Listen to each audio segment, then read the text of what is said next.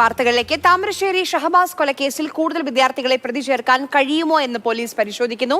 ഇതിനായി പോലീസ് നിയമോപദേശം തേടും. നിലവിൽ 6 വിദ്യാർത്ഥികളാണ് കുറ്റാരോപിതരായിട്ടുള്ളത്. രാഹുൽ കെ വി വിവരങ്ങൾ നൽകും.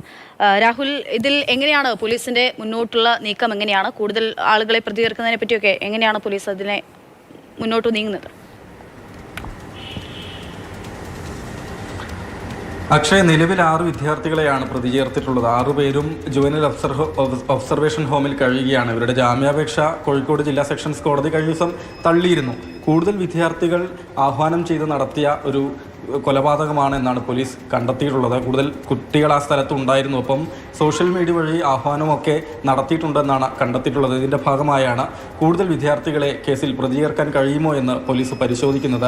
ഇതിൻ്റെ ഭാഗമായാണ് നിയമോപദേശം തേടുന്നത്. അതായത് ഇൻസ്റ്റാഗ്രാം വഴി ഗ്രൂപ്പ് ഉണ്ടാക്കി പ്രത്യേക ഒരു ആഹ്വാനമൊക്കെ വിധത്തിൽ തിരിച്ചടിക്കണമെന്ന രീതിയിൽ വിദ്യാർത്ഥികൾ നടത്തിയിരുന്നു.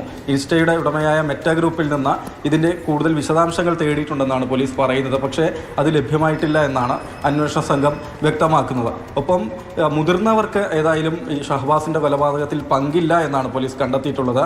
ഈ കുട്ടികളിൽ ചിലരുടെയെങ്കിലും രക്ഷിതാക്കൾക്ക് ഇത് കൃത്യത്തിൽ പങ്കുണ്ട് എന്ന് ഷഹബാസിന്റെ കുടുംബം ആവർത്തിച്ച് പറഞ്ഞതാണ്. പക്ഷേ അതിനുള്ള തെളിവുകളൊന്നും തന്നെ ലഭ്യമായിട്ടില്ല എന്നാണ് പോലീസ് പറയുന്നത്. അതുകൊണ്ട് മുതിർന്നവരെ പ്രതികളാക്കുന്ന നടപടി ഉണ്ടാകില്ല, മറിച്ച് കൂടുതൽ വിദ്യാർത്ഥികളെ പ്രതി ചേർക്കാൻ കഴിയുമോ എന്ന് തന്നെയാണ് പരിശോധിക്കുന്നതെന്നാണ് പോലീസ് വ്യക്തമാക്കുന്നത്. ഒപ്പം തന്നെ ഈ കേസിൽ കുറ്റപത്രം മെയ് അവസാനത്തോടു കൂടി സമർപ്പിക്കാനുള്ള നീക്കത്തിൽ കൂടിയാണ്. കാരണം കൃത്യമുണ്ടായി 90 ദിവസത്തിനകം കുറ്റപത്രം സമർപ്പിച്ചില്ലെങ്കിൽ കുറ്റാരോപിതർക്ക് പ്രതികൾക്ക് സ്വാഭാവികമായും ജാമ്യം ലഭിക്കും. അത് ഒഴിവാക്കുന്നതിൻ്റെ ഭാഗമായി മെയ് അവസാനത്തോടുകൂടി കുറ്റപത്രം സമർപ്പിക്കാനുള്ള നീക്കത്തിൽ കൂടിയാണ്. അതിനു മുൻപ് കൂടുതൽ കുട്ടികളെ പ്രതി ചേർക്കാൻ കഴിയുമോ എന്നാണ് പരിശോധിക്കുന്നത്. മുതിർന്നവർക്ക് പങ്കില്ല.